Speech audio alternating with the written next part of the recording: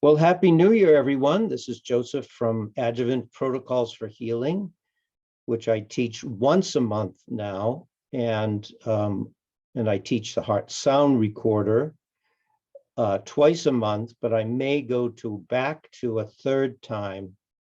Some of the new ones that have purchased heart sound recorders want a basic Zoom webinar. And so I may go to that. Of course, you are all advanced practitioners that use the heart sound recorder are welcome to be on there. But I've been teaching these webinars. I just finished my 8th year. I'm entering my 9th year. I started in 2013. And so, yeah, it's a lot of water under the bridge. A lot has gone on in the last 7-8 years with the heart sound recording project. And of course, my book, Adjuvant Protocols for Healing. It's a nice New Year's gift for yourself. These are all my websites, my YouTube channel. All of these are recorded and are on there free of charge for you. And then to purchase my book and my blogs, which I write a monthly blog. I'm going to be doing a series on the endocrine system over the next 8 months. So I had an introductory blog that I just submitted to them. And then I'll start with the pineal gland and go through the gonads. And Michael Gaeta, of course, this is all of his contacts information. And he also teaches a weekly, I think on Monday, Zoom webinar as well. So you can contact him for that. And he and Charlotte Keichel, who is an herbalist, are teaching a weekend. I don't know the charge. You'll have to find out how much that costs. They'll be teaching this weekend. And I'm sure you'll benefit from that a lot. That focuses primarily on herbs. So Michael and I have been together teaching and as friends and colleagues for 27 years, I believe. I think I got that right. And, oh, Michael said he's almost there. So we decided with Lynn's recommendation that we teach together, and we taught in Colorado Springs and in Grand Junction in October or early November. And so this is, we're recording this, and we didn't get, it's a 4.5-hour lecture, almost 5, where Michael and I just go back and forth on whatever subject, but this one we entitled Getting to the Heart of the Matter. We felt that it would be best to include teaching my book, Adjuvant Protocols for Healing, combined with the heart sound recorder. So, and now we're recording this, and this is the, of course, the part 2 of this. I'm not going to do the disclaimer, and you know my my approach to any lecture is that we are really not in the business of curing disease or dealing with disease. Our adjuvant or adjunctive care and healing that we provide for our clients primarily relates to malnutrition.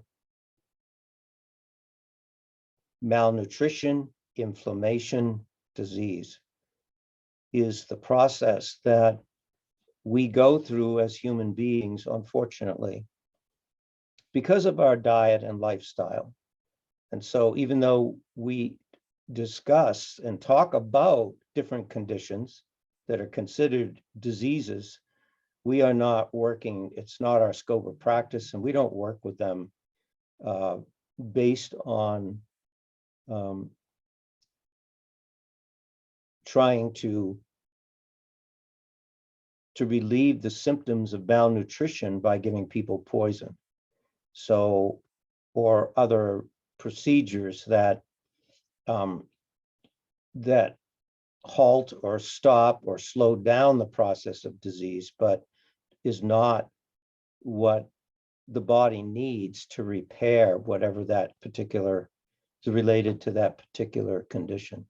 So let me get, I think Michael's here. See if I can find him.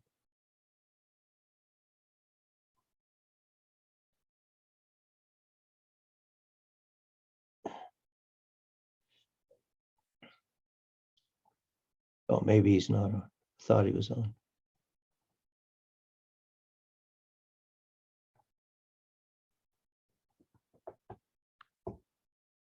So just a brief review of, sorry, I'm just scrolling through all of your names. See if I could find Michael here. Lynn, can you do that for me? See if you can find Michael. Yeah, I don't see him on there yet. Okay, okay. As we know that the #1 cause of death in the world still remains is heart attack or stroke. As a lot of us that are baby boomers enter into our senior years, 60 or above, we know many friends that have had trouble, not even discussing the recent challenges that the world has had with viral implications to their health and well-being, but just in general as people get older. And it is because simply they are malnourished. And we have seen this over and over again. And we will remember that the father of cardiology explained this so well. The heart is the beginning of life, the sun of the microcosm. For it is the heart by whose virtue and pulse, and virtue, you could say, has to do with quality of tissue structure, of tone, and its presence through its strength and tone. And of course, the pulse, which is the rhythm, and the rate is what moves the blood and creates that pulsation of oxygenated blood moving out 100,000 miles, 100,000 times a day, and resting. Twice as much as the heart works, it rests. If you live 100 years, your heart sleeps completely at rest, 67 years. And that movement of blood is perfected, made apt to nourish, nourishes every cell. If the blood in oxygen and nutrients do not get from the top of your head to the tip of your toes to that extent, that tissue diminishes and eventually decays, dies, and is preserved from corruption and coagulation. It's interesting that in 1628, they didn't even know about strokes. But he put this in. He realized about in his own brilliant way, in my opinion, he's a brilliant man, that the blood's coagulation caused this corruption. And that without the heart, he considered it the household divinity. It's something that is so essential to everything else that we do in life, physically, mentally, emotionally. Our heart has to be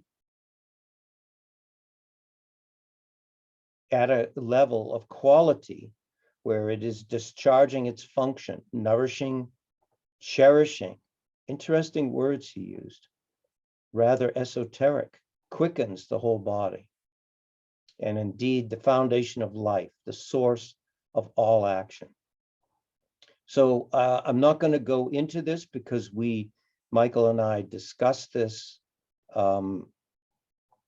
last time, and you can get that recording. As I say, we'll be posting that, both of these next week.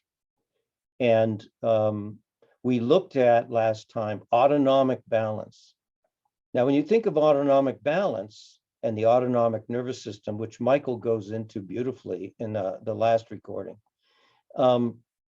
you think of the heart either being too fast or too slow. Bradycardia, there's the protocol for it. There's the too slow.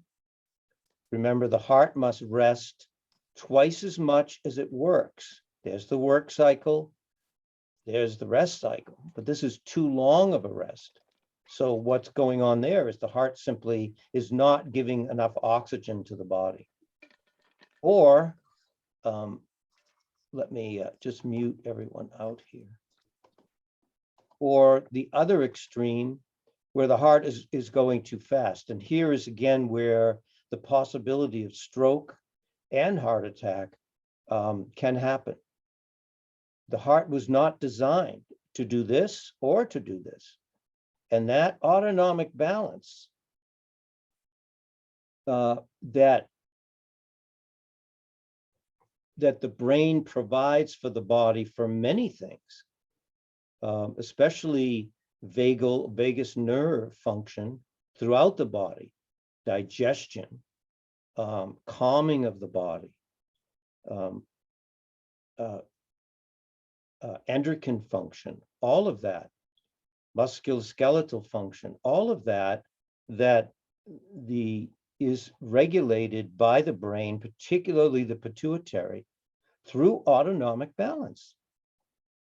You get someone with chronic heartburn, they have an autonomic balance, imbalance. And that is regulated by the pituitary gland. And so is the heart. And so, but remember that what I wanted to mention that we didn't mention last time is that whether or not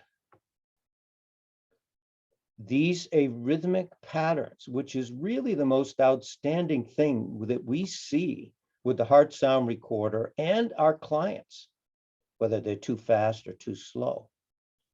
Remember that all of these arrhythmic patterns are in the end tied back in with autonomic. The brain can override the heart.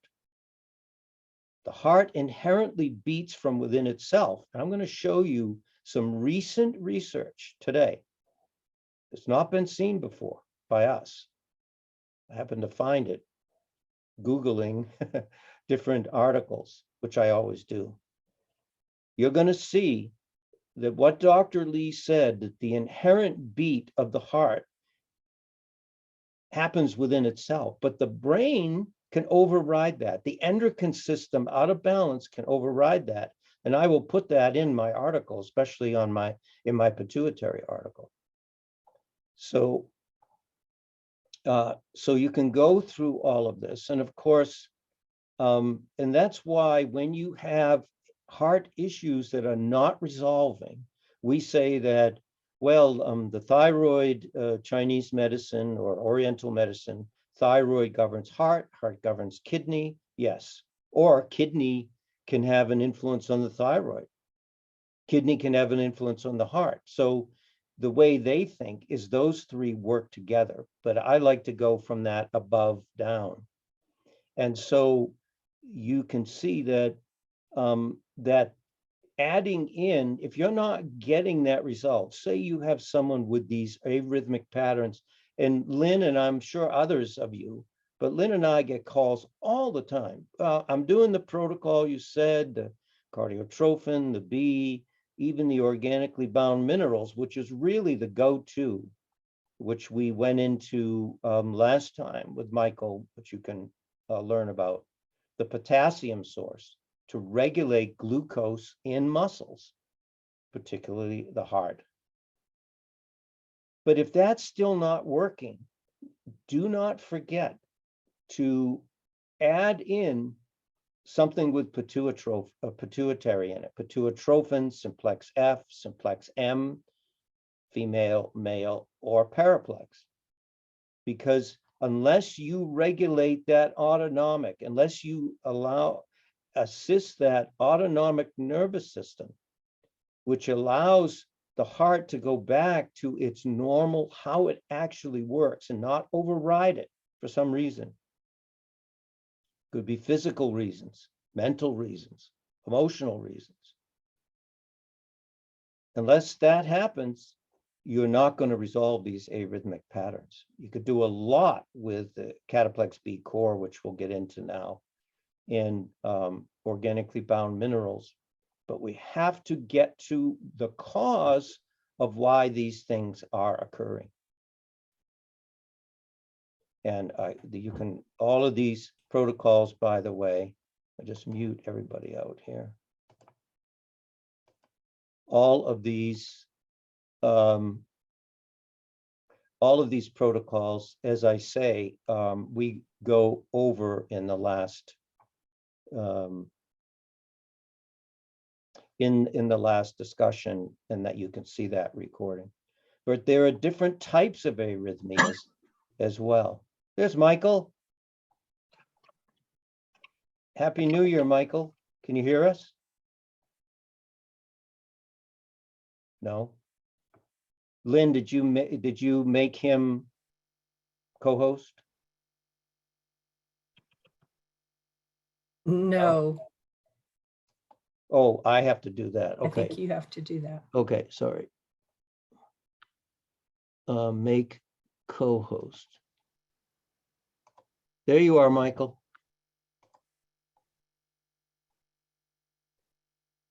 Can't quite hear you. Oh, here it is. There it is. So I was just reviewing what we went into last time. Welcome. Excellent, thank you. Trust everything is okay with you. There is some significant technical issues on this. It's Okay. issues with the internet. So sorry for the delay, but good to be here. Yeah, nice to be with you as well. And so we looked at, I was just telling them about all the different arrhythmic patterns related to autonomic influence, and they can look at the different nutritions that. Yep. So where we left off last time was right here. Mm-hmm. And this was a case, and we're going to go into this Cataplex B Core quite a bit. This happened in one of our first lectures that Lynn and I did in Salt Lake City on the heart sound recorder. Wonderful chiropractor. I don't think I told this story last time. Well, I did in Colorado Springs and Oh, sure. But wonderful gentleman. And I was running graphs on anybody who wanted them. And this was at 3:30 on the break. So I ran this graph, and as all of you can see, that this would be a normal cycle. Do you see this? Almost has 3 peaks, excuse me, not quite. So you could see a little deficiency, but the second sound comes in too fast. Then this long rest period. Then his heart goes off, and you can see it. He gets into like almost a fibrillating pattern. So now remember, there's 2 types of fibrillation. There is this type of arrhythmic fibrillation, and there is this one. Hold on. It's where you get into an atrial fibrillation, where you see the fibrillating pattern in the rest periods, and it could be in the systolic interval or pause. Some call it the systolic rest period. And this is where blood is moving from the bottom part of the heart up through the top, by the way. Then the heart is refilling. So the only thing happening here is blood is entering the atrium. That's all that's happening. This should be completely quiet. And so should this. In the movement of the blood should be quiet. This should not, the microphone or sensor shouldn't be picking anything up. So this is what you call flutter or AFib. This, what we just showed you, is looking at other types of fibrillating patterns. tick, tick, tick, tack rhythm. And you could see that he goes fast, slow, fast, slow. So I asked this wonderful chiropractor, he'd been in practice 40 years, he's just a wonderful man. And I said, And where was this, Joseph? this was in Salt Lake City. That's right. And I said to him, I said, doctor, do you ever feel your heart? He said, oh, my whole life, my whole life. And so I said to him, I said, well, you should not feel your heart. You shouldn't even know you have a heart, as Dr. Lee said, upon exercise, of course, or if you just almost had a car accident or had a car accident, of course. But normal function or laying down your head on the pillow, you shouldn't even know. And he said, well, it's always been that way. So at that time, we had Cataplex B, and I think I gave him my whole bottle.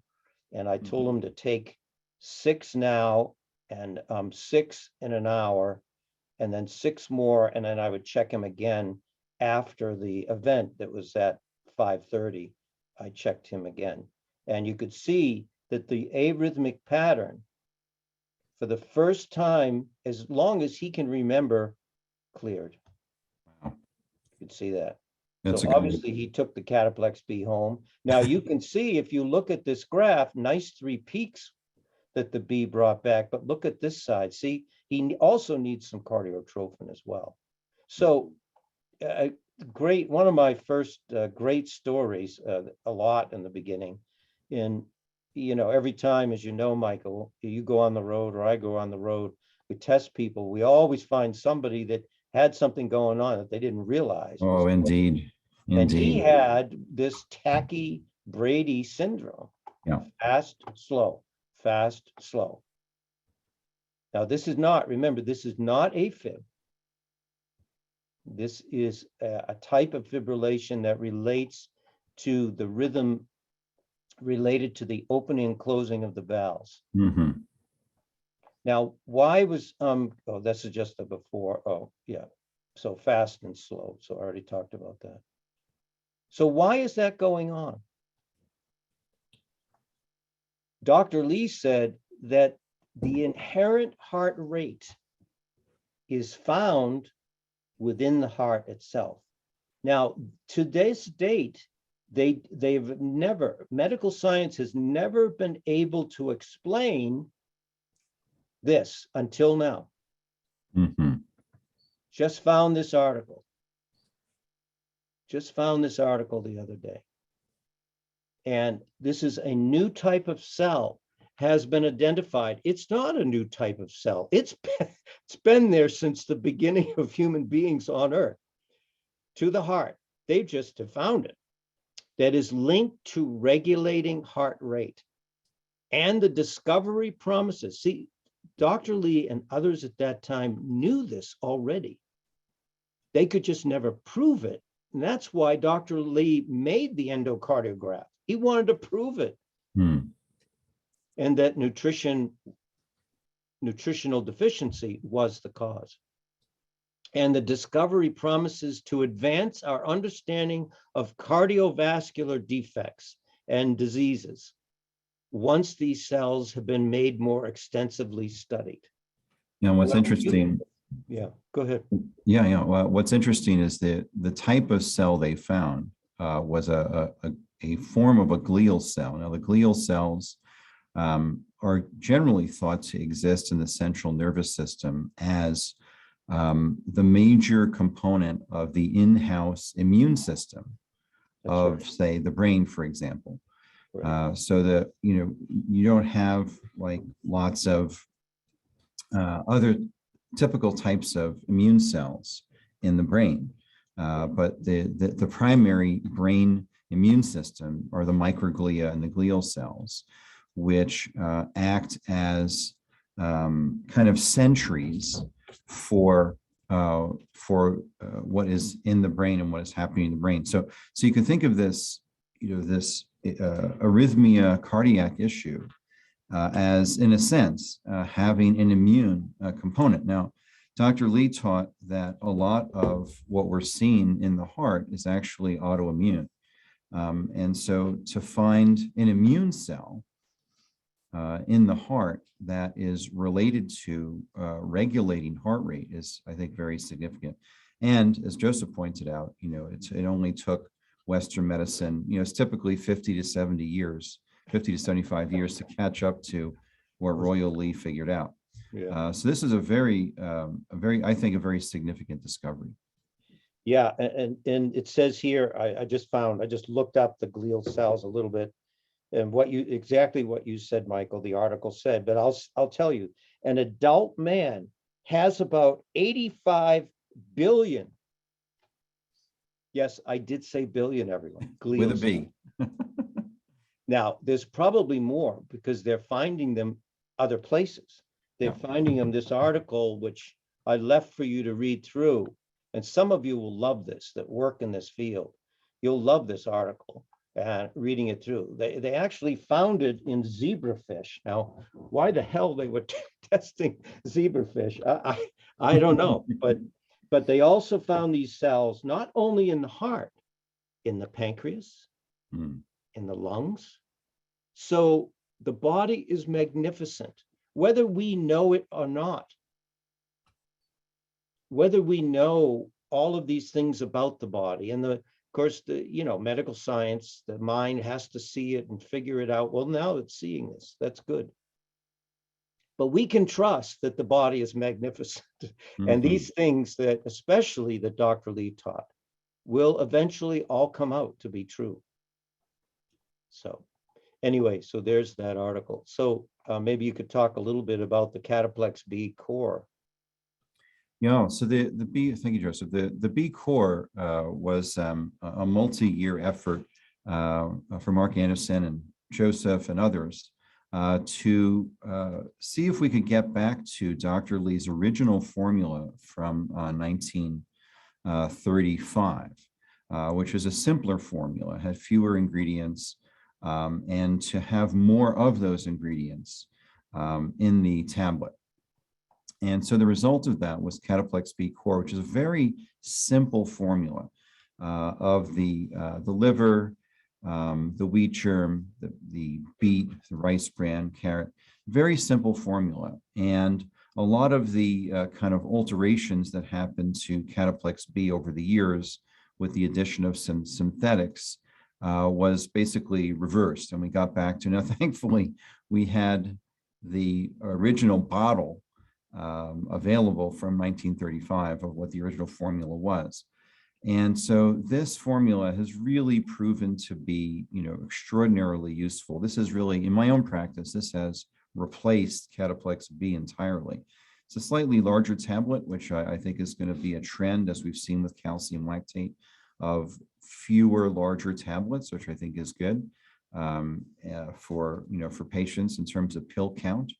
And this formula was also developed using the heart sound recorder.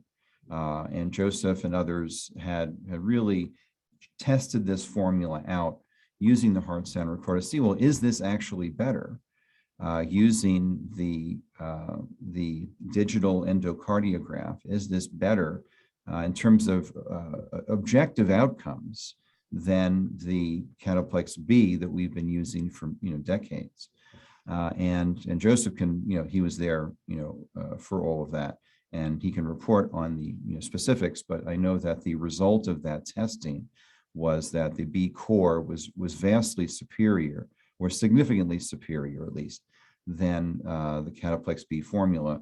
And instead of 6 to 9 tablets a day, it's just 2 to 3 tablets a day. So I'm very happy with this formula. And in some cases where I have to create a smaller protocol for a patient, I'll lean on this as their multivitamin. If they need the B and they need a multi, sometimes I'll use this, at least short term, as their multi because it is so broad and nutrient dense. Wow, that's so interesting, Michael. I never thought of it that way, but that is excellent. And yes, now your more severe, which we'll look at, just as that gentleman in Salt Lake City, had to give him like 18 Cataplex B to correct that in 2.5 hours, from 3:30 to 5:30, 2 hours. But had to give them a lot. But now we have discovered, the whole network, Heart Sound Recording Network, Dr. Sue and others have found it that really with someone with severe arrhythmic patterns, you have to up it a little bit, like to give 2-3 times a day for a couple of weeks. Then you can bring it down, as you say, to 2 to 4 a day as a maintenance. But the index of product bulletins is the book. And you can look at all of Lee's original formulas. That's the book that he goes through each product that he had made at that time. You can see the original formula in there.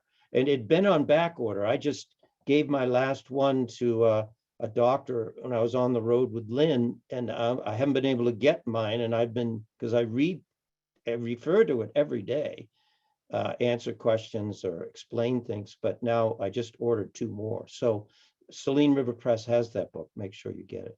But yes, this was basically the original formula. These food sources.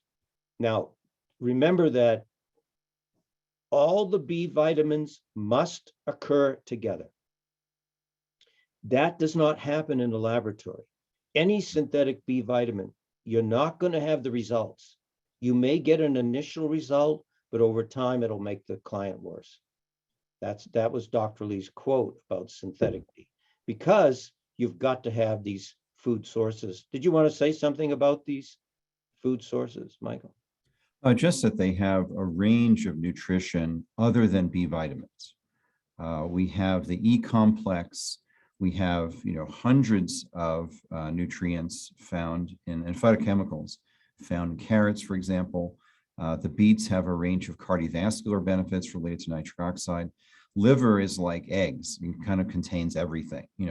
It's like a party trick. When somebody asks you what food is a good source of blank, whatever they say, you can say liver or eggs and you'll be right. Yeah. Because it's so broad nutritionally. So this is a very, very powerful formula. And again, it is it's a more of a purer whole food formula than, what Cataplex B became, over the years. And clinically, I've just been delighted at the changes I've been seeing in patients, really superior to what we had with Cataplex B. So it's wonderful. It's really a fabulous formula. In fact, since the project, the Heart Sound Recording project, and this product has been out, I think, for a little over a year, maybe not even quite. This is now the #1 selling product in the standard process. I was just with Charlie in November, October or November, can't remember. And he was saying that the Heart Sound Recorder, that project has brought this to the fore. And thank God, because the B vitamins, what else do they regulate? Well, we eat mainly a lot of carbohydrate. Well, B vitamins convert that carbohydrate from chemical energy into electrical energy. But this is why you're seeing so many people, and you'll see it as the baby boomers grow older. This will be a hallmark of your practice. Yep. You're going to see it, because remember, the B vitamins are primarily water soluble. They only stay in the system 72 hours, 3 days at the most. And so it's important to make sure that all of your clients are on this product, especially you and your family. And it tastes good. It's got a little sweet potato in it and some other vegetables. So yeah, it's very chewable. Yeah, definitely. For kids, it breaks down fast if you want to grind. Yeah, children is amazing. So that is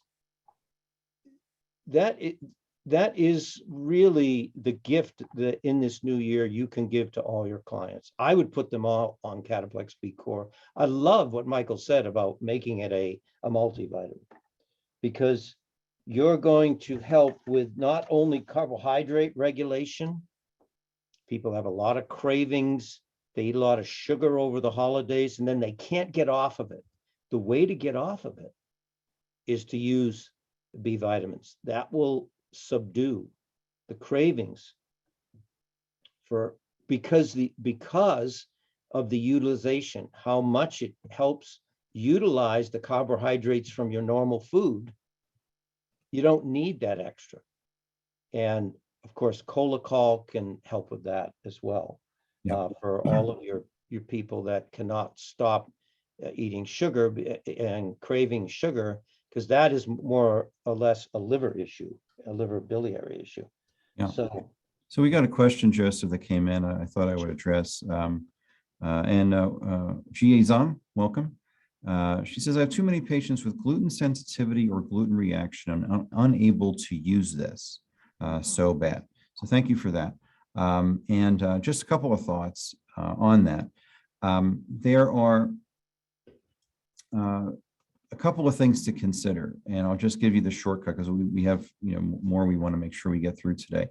But the short answer would be one, that folks with gluten sensitivity, oftentimes it is not the gluten, but the glyphosate that is the issue. Conventional American crops, non-organic crops, are often, not all the time, heavily sprayed with glyphosate. The wheat crops, for example, but others as well, other grain crops are heavily sprayed with glyphosate. And a lot of what folks label as gluten sensitivity is really glyphosate sensitivity. For example, the food that has been, in terms of laboratory testing of foods, the most glyphosate in the American diet has been found in something I grew up on when I was a kid, which is Cheerios. And they found the most glyphosate of any American food in Cheerios. Number 2 was Honey Nut Cheerios. And so that's like thing one. Now, it is true about 0.75% of the US population has celiac disease.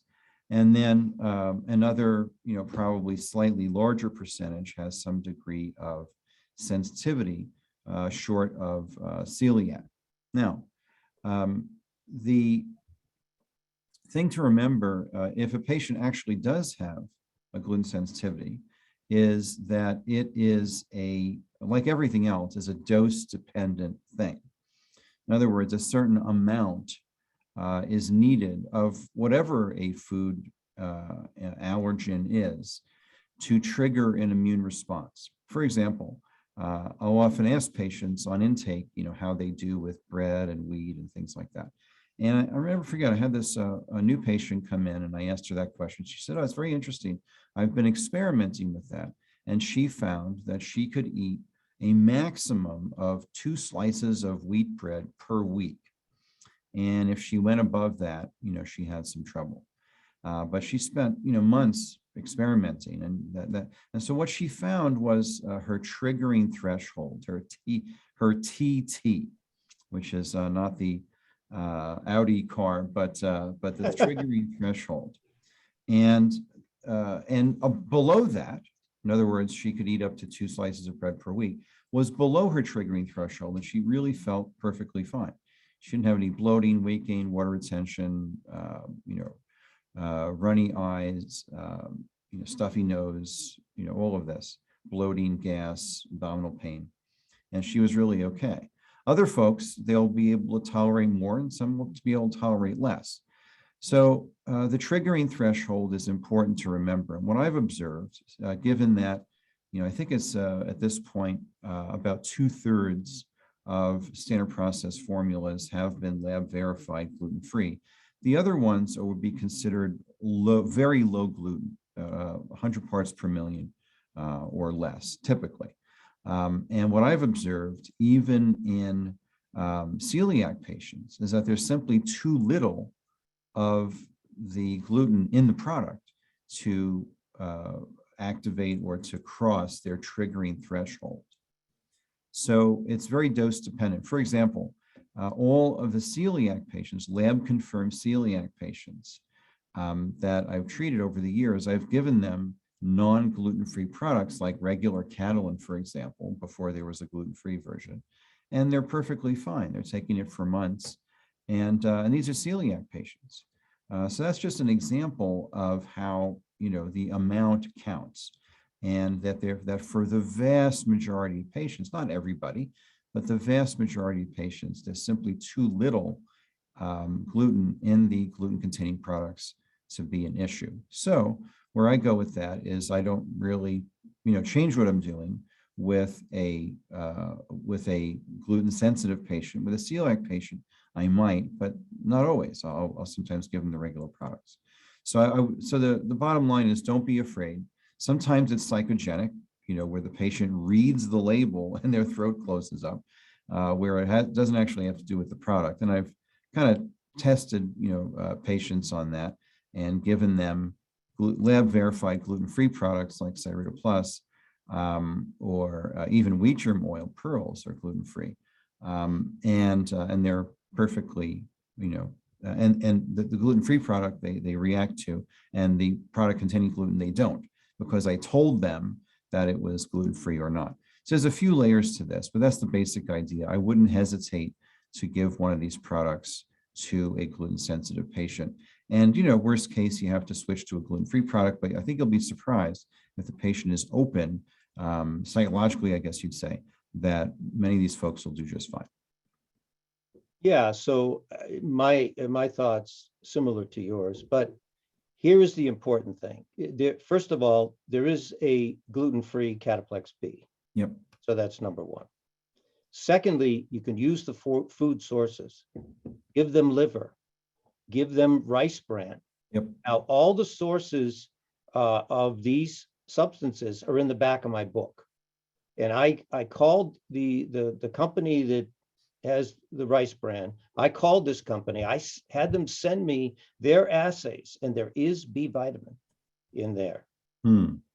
And then, unfortunately, for these gluten-sensitive people, the number one source of the B4 FOUR factor on Earth is defatted wheat germ.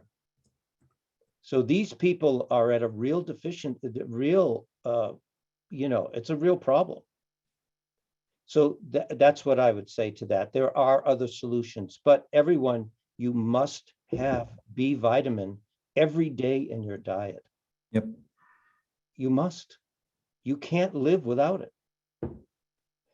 The second thing is, if a person is chronically sensitive to gluten, that means that you haven't gotten to healing the problem. Yep. That's scurvy, as Michael said, that's scurvy of the gut. You should, over time, be able to close those villi gaps so that the protein from the wheat or whatever it is leaking into the bloodstream is no longer doing that. And that would be Cyruta Plus. It's in my book under my celiac protocol. Dermatrophin.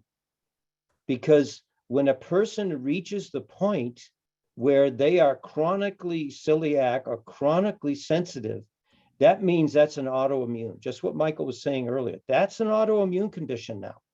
Now the immune system will forever, the rest of that person's life, attack that tissue.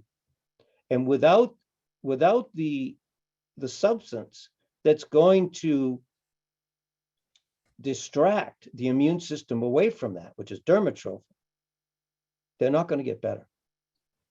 The immune system is fierce. It's fierce. It's doing what it's supposed to do, by the way. Those proteins cannot be in the blood.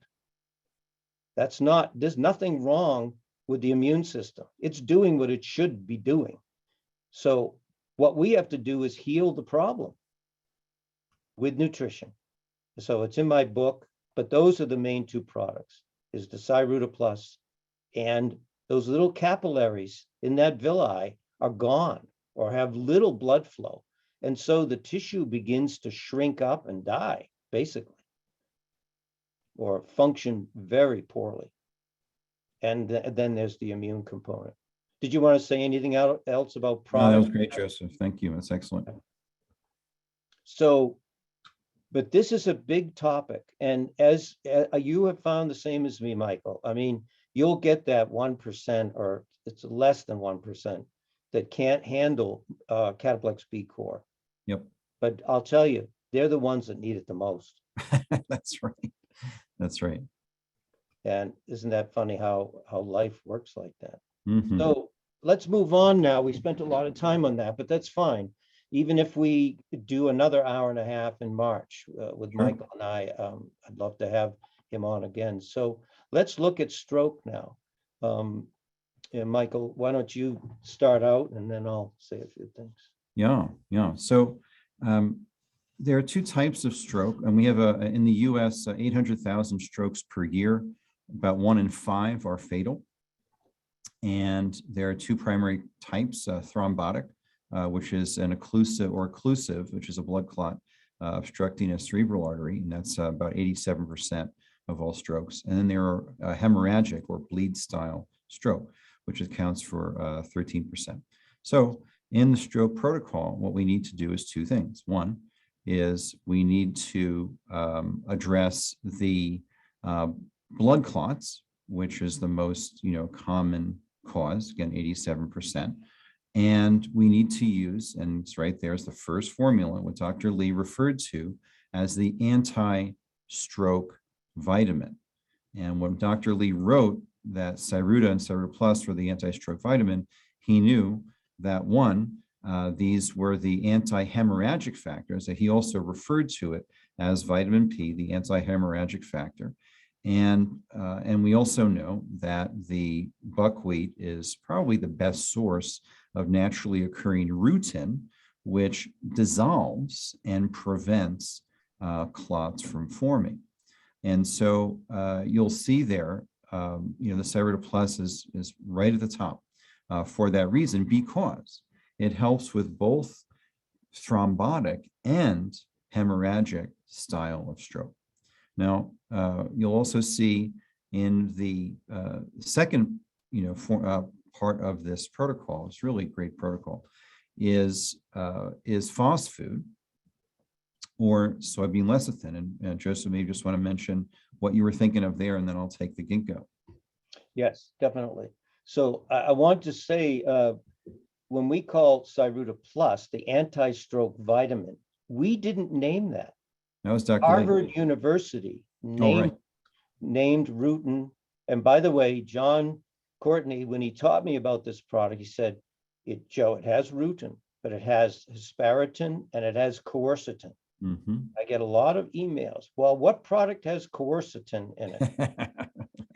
And hesperitin. So these are all your bioflavonoids that bring back the integrity of what? The small blood vessels I just said, with celiac, with all of the small and large blood vessels throughout the body. So the reason that the FOS food and the soybean lecithin is the second most important product is, if the blood is too thick, that's when you're going to get that possibility. The thicker the blood. So you could say, well, how do I know? Shake their hands. People with chronic cold hands, cold feet, ask them when they get in bed at night, does their wife make them put on socks? Or touch people's feet. Now, some of you are foot reflexologists. Touch people's feet. If they're chronically cold, they don't warm up, you know that the blood is too thick. The other way is, again, the heart sound recorder. Oh, sorry. What did I do here? Let me get back. Where am I here? Okay. Let me just get back to that. I want to show you what that looks like. You want to go the other way. Yeah. So in the aortic valve, let's see, where do I have that here? Keep going. Yep, just past it. Oh, you're looking for the valve? I'm looking for the aortic valve. Hold on. Okay. A second here. I think Yep. I had it up here. I don't know what valve that was. Maybe it's further down. In the aortic valve, the second sound, if it's higher than the first, you know that that is poor circulation. Mm-hmm. So, and we'll talk about that when we get further down here, but I wanted to show it to you because a picture's worth 1,000 words here. Mm-hmm. Where is it? Oh yeah, I put it in here. Yes, see the second, see the aortic, see the second sound? This should be, this should look like this. The second sound. This tells you that the heart is not doing lub-dub. It's doing lub-dub. It's trying to force, the blood is so thick that it falls back and slams that valve shut. Mm-hmm. Shouldn't be doing that. The valve should close gracefully and graciously with the normal viscous of blood, the viscosity. So if a person, this is why I want all of you to get checked twice a year. I'm not asking much, and it's out of love. You should be having 2 heart grafts run a year, because if this is chronic, you have a good chance, a greater chance. Number one, you probably have high cholesterol, or too much cholesterol, too much fat, or too much calcium in the blood. Now, John Courtney would say you can also have too much incomplete protein. These are the big meat eaters. And you can do a 10-day journal, find out what people are eating. Oh, I do paleo, I only eat meat. You know, Bob Atkins said to me, Robert Atkins, the Atkins diet, you know, He was some your of these, account. yeah. So, you know, I wasn't a friend, but I knew him. You know, I gave him a tie every year for Christmas. And he said to me several times, he said, you know, these big meat eaters, they got to be careful. They're not, you know, they're not putting too much fat into their blood, because fat or they're cooking their meat too much was the other thing that he said. So because if you cook meat too much, of the 22 amino acids, you're missing the 8 essential. So that protein just hangs around. Those other amino acids, that protein breakdown, those amino acids just hang around because those 8 are destroyed by heat. So protofood is applied here, or the other products that we just looked at. Phosphate liquid will balance out. It won't get rid of all the calcium in your body, but it will get rid of too much calcium in the blood. It's hanging around, and that's a sign you need vitamin F too to transport it. You're not transporting the calcium out of the blood. So,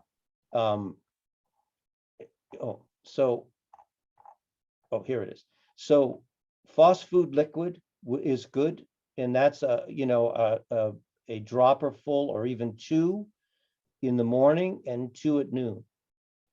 And I've just done this with clients with cold hands and cold feet, clears it.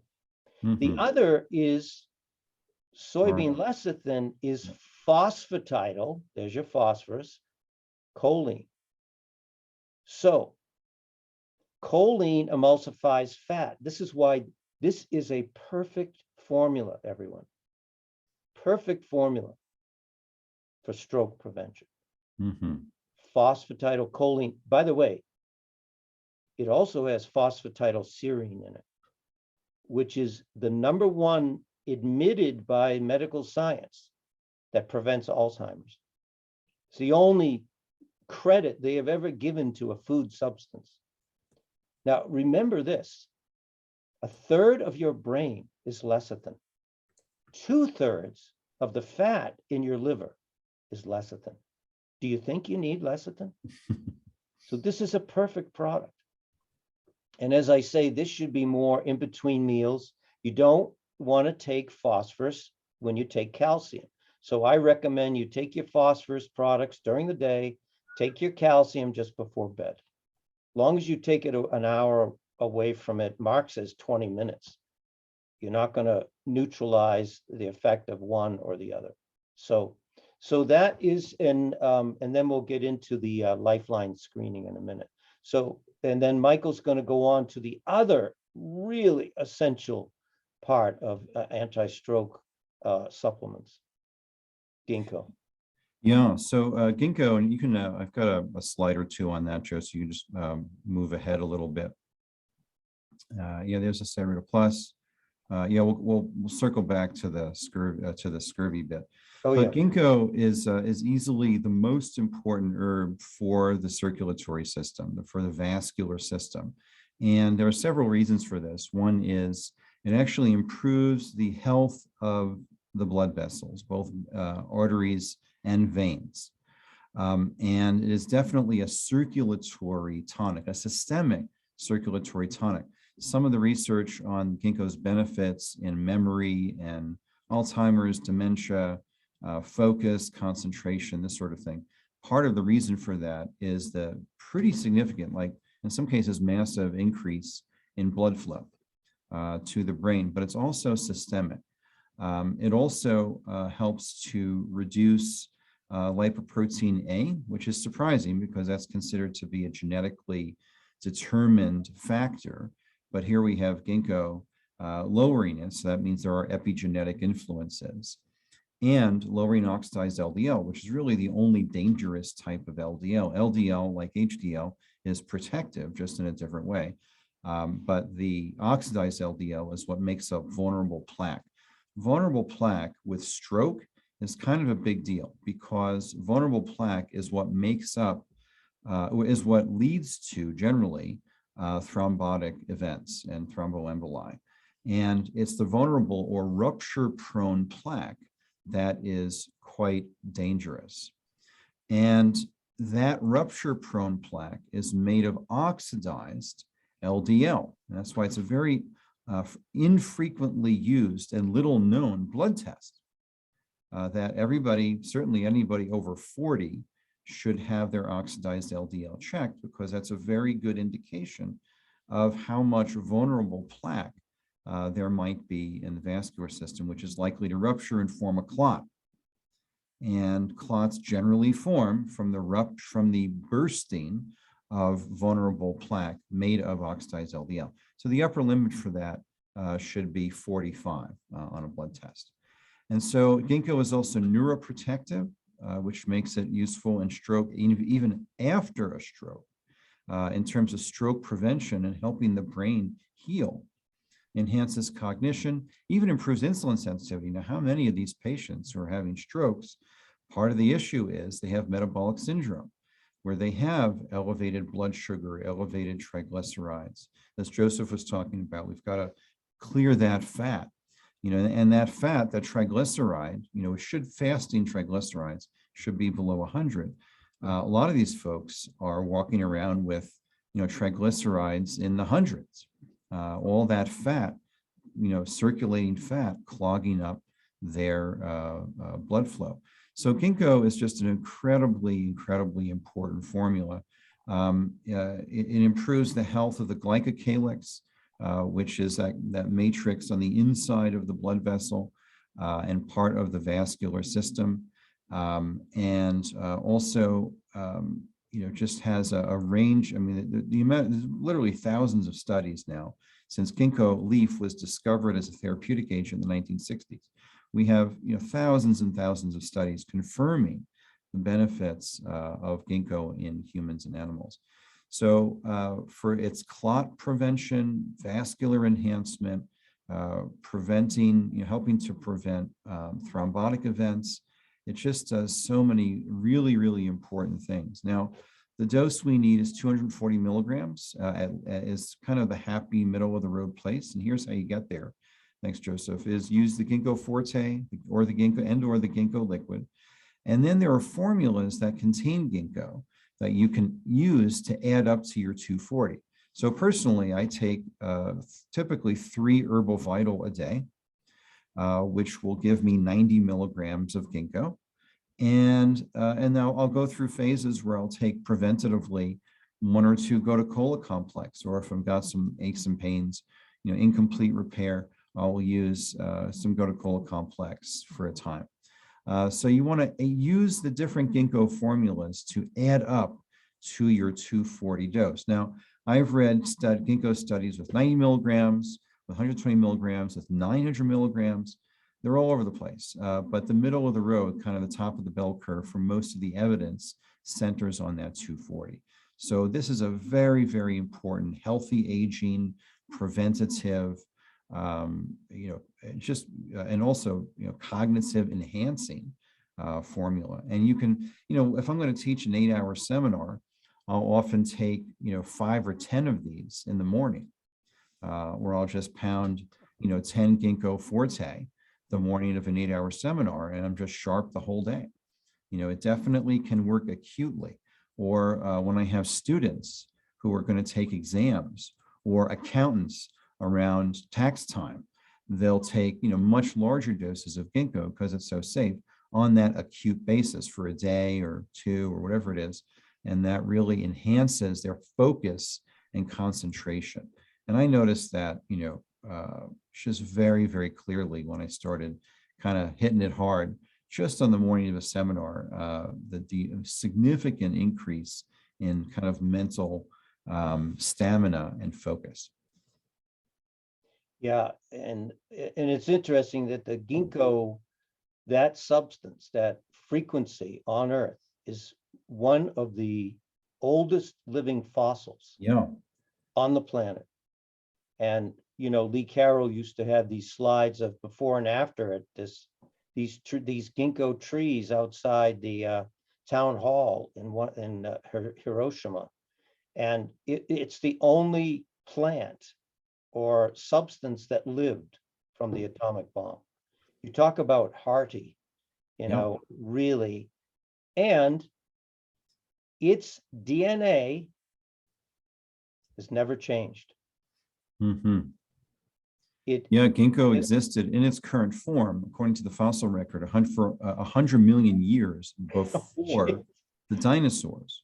So they're estimating ginkgo trees, as Joseph said, relatively unchanged, like as they are now, existed between 200 and 250 million years ago, which is astounding. So that kind of defines resilience if you've been around 100 million years before the dinosaurs showed up.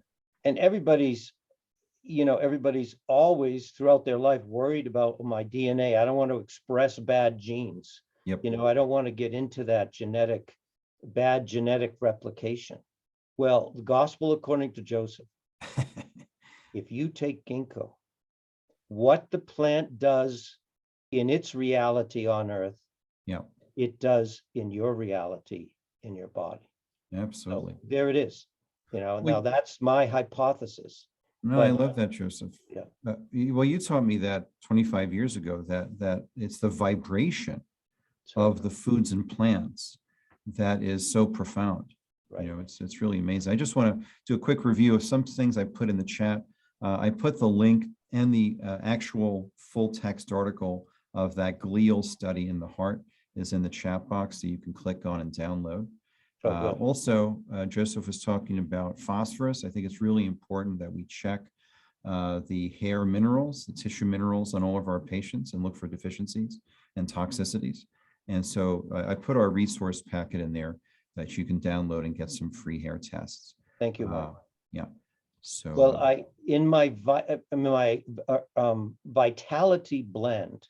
So in the back of my book, I have a page of my blends that I take at least 3 times a week. I take all of these blends, and it's ginkgo, gotu kola, and Rehmannia. So Rehmannia for kidney chi strengthening, the ginkgo for everything that we've talked about, and then the gotu kola, which strengthens collagen, prevents scarring. And gotu kola, in my opinion, is the herb for the pineal gland. So, but just to stay with ginkgo, and that if you take my blend, it's a tablespoon has 5 mils. Every tablespoon of that blend has the 5 mils. Now it's the lower end, but still, if you do it consistent enough, you're going to get, based on the studies. So the last thing that I say that I like to, and I want to get it on the recording, is my my vision of what Gotu-Kola does is it's WD-40 for the red blood cells. And it ties in with what Michael was teaching us about this platelet aggregation. The red blood cells are bigger than most of the arterial chambers in the body, especially the small blood vessels, which you got 60,000 miles of. So if you want the red blood cells to get out to your fingertips to bring oxygen and nutrition, then you've got to make sure that they can get there. And the ginkgo is key to that, of lubricating those red blood cells so they can contort better and get through to the tip of your toes or the top of your head. So very important herb. One of the most, I don't know if we could say, Michael, what's the most important herb, but I tell you, for It's a tough one. anybody over 60 years old, you know, younger people don't have to worry about circulation. They never stop moving. You know, watching my grandkids, my God, I'm worn out just watching them. But as you get older, you're more sedate. So, and then I don't know why we put this one in here, but that's okay. Okay. Oh, yeah, Josie, you just scroll back up. Just want to do a quick on Cyruta Plus. If you just go back up a little bit more. Yep, that's it. That's it. Just one more down. Oh, Yep, there it is. oh, that's right. We didn't discuss this. Yeah, so Mark and Joseph taught me years ago that leaky gut is scurvy of the gut. And that was quite a wake up for me. I always thought I learned scurvy in school was, you know, oh, that's bleeding gums and things like that. Pink toothbrush on the system survey. But scurvy as collagen breakdown, collagen degeneration is really much broader than that.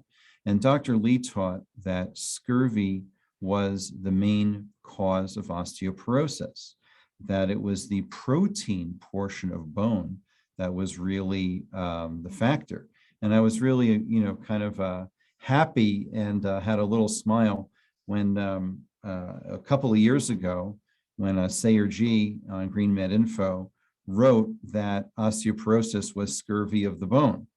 And I was like, you are right. And Dr. Lee said that, you know, several decades ago. But scurvy it can manifest in different places. In the gut, it's a leaky gut, again, because we're talking about collagen, protein degradation or insufficiency. Scurvy in the blood vessels will show up as varicose veins and such.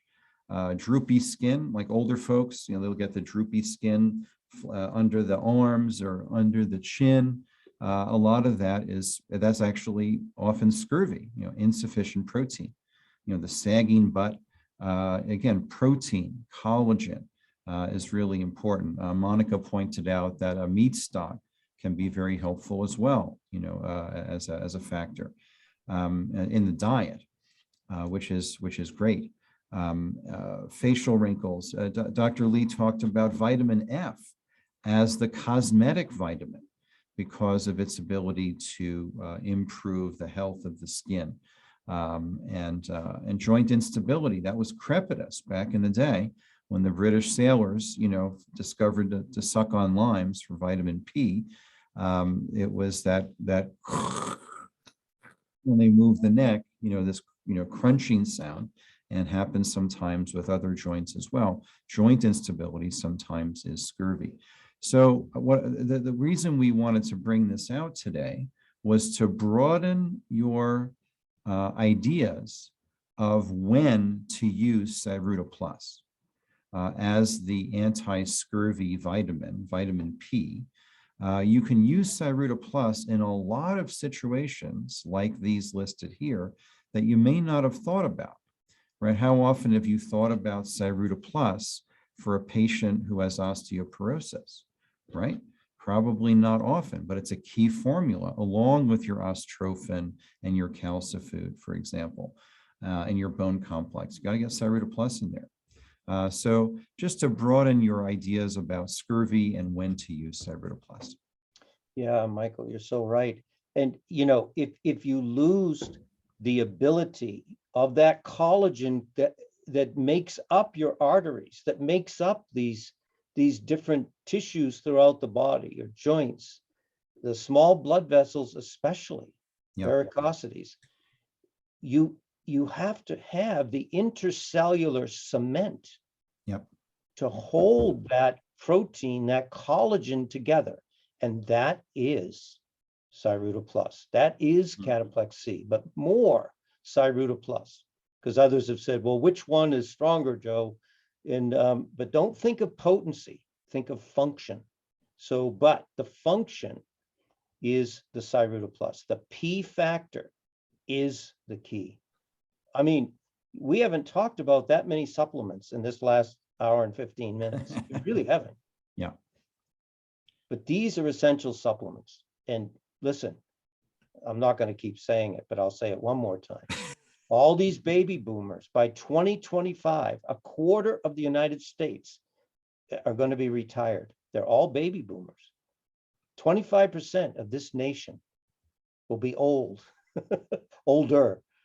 I don't consider myself old. I'll be 70 next month. So, you know, it doesn't have to, our life does not have to be bad. We don't have to fall apart after we retire. Then we can refire, can do something else, we can teach. But Oh, I like that. Refire when you retire. I like that. that's right. That's right.